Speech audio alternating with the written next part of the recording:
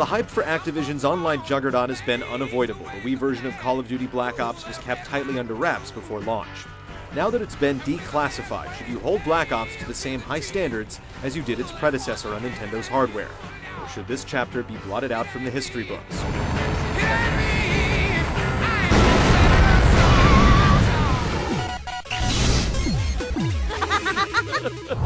Kilo 1, the road is hot. Exit through the rear of the building. Black Ops' 60s-era plot follows an unconventional path. The story starts out with Special Forces soldier Alex Mason enduring a brutal interrogation by shadowy figures. Subjected to capture and brainwashing, Mason holds the key to deciphering a code implanted in his mind, and flashbacks take players through Mason's past. Things can be disorienting at first, but the story begins to gain momentum as the pieces come together. I know you, Vorkuta. You don't know what we did to you. While the Wii version retains the same overall story arc, some parts have been cut down, destroying the tension and pacing of scenes like Mason's visit to the Pentagon. And there's no denying that the visuals simply don't deliver the same impact during the most shocking and dramatic moments.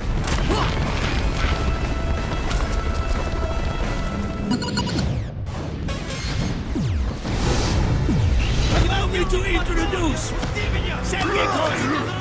monster of Megadeth. The campaign in Black Ops lasts a brisk 6 hours as you fight through missions in Cuba, Russia, and Vietnam. The game might set a record for the number of escape sequences, and the adrenaline stays high throughout. You frequently hop on vehicles, gunning down pursuers from a motorcycle or helicopter, but some missions have been completely neutered on the Wii. Where players on other consoles will experience a frantic riverboat shootout, Wii players have a leisurely cruise without incident. We're all yours, sir. Where do you want us? Black Ops has the most robust online multiplayer of any Wii game to date. Activision has bypassed many of the restrictive limitations of the platform, giving you the ability to see profiles of people you recently played with, create friends lists, and even use the voice chat while playing. There's still no smooth host migration though, so matches can end abruptly if the host leaves. Like previous installments, you'll level up to unlock guns, equipment, kill streaks, and perks, but in Black Ops, you'll also earn currency to purchase items. The result is that some gear can be acquired more quickly, but the cost can discourage experimentation. In addition to the scores of challenges, contracts let you place bets to accomplish specific tasks within a set time, and perks have pro versions that can be earned by fulfilling goals. If you're a hotshot with Second Chance, for instance, you can upgrade it so allies can revive you during team play. Player counts are limited to 10, but there are 14 maps with all the traditional modes like Domination, Headquarters, and Capture the Flag. Wager matches let you bet in-game currency in separate game types, like Gun Game and Sticks and Stones, mixing up standard death matches with fun variations. Meanwhile, World at War Zombies return, letting you team up to survive an undead onslaught, using your score to purchase new weapons and unlock new sections of the map. The one problem with having so many options, however, is that the Wii's smaller player base makes it tough to get matches going in some of the less popular modes. While the package is impressive, not everything carries over.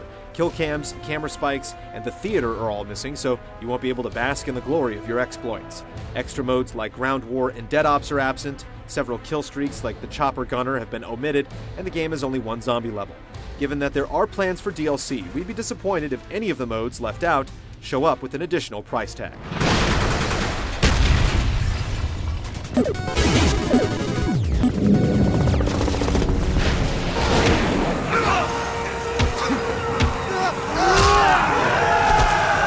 Even if you've played other Wii shooters, it can take some time to adjust in Black Ops. Aiming down the sights isn't as sticky as in GoldenEye, requiring more precision, and you'll likely need to experiment with the settings a bit to find a sweet spot.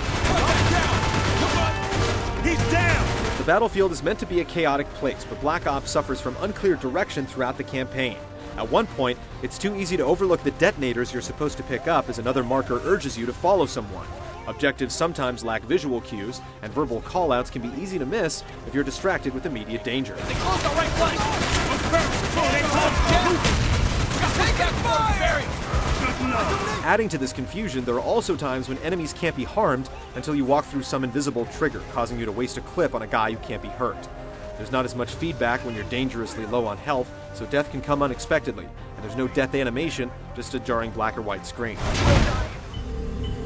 The campaign still has its strong moments. There's a fun level that has you leaping from rooftop to rooftop, and another that lets you blast through soldiers with an incendiary shotgun. Lima Niner, I got eyes on X-ray. It's It's just a shame that there isn't a consistent level of polish throughout. Multiplayer is where players will spend most of their time though, and that aspect of the game is more finely tuned. The gameplay is just as addictive and rewarding on Wii as it is on other platforms, and there are some great map layouts. It's incredibly satisfying to seek out a player driving an RC car, or to demolish someone's score with a tomahawk throw in Sticks and Stones.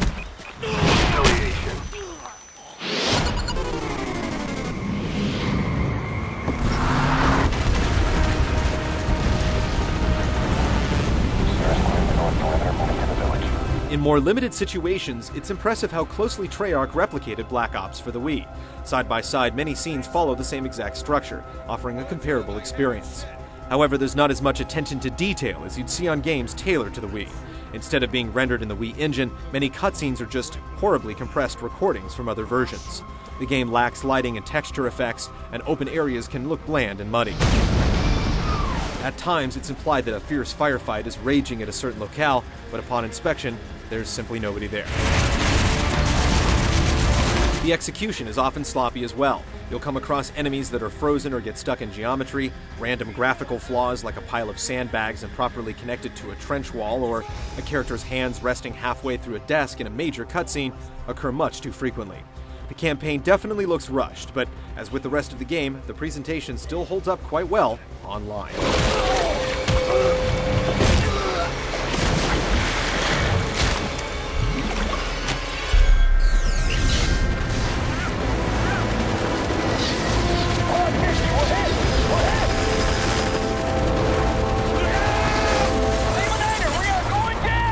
Call of Duty Black Ops for the Wii is a two-headed beast. The single-player game has its high points, but it's an inconsistent facsimile of its HD counterparts. Meanwhile, the multiplayer is a huge step forward for the platform, despite the absence of a few features. Call of Duty Black Ops delivers the Wii's best online experience yet. Whether this version is your only option, or if you just simply have an itch to test your skills with the Wii Remote, you're in luck.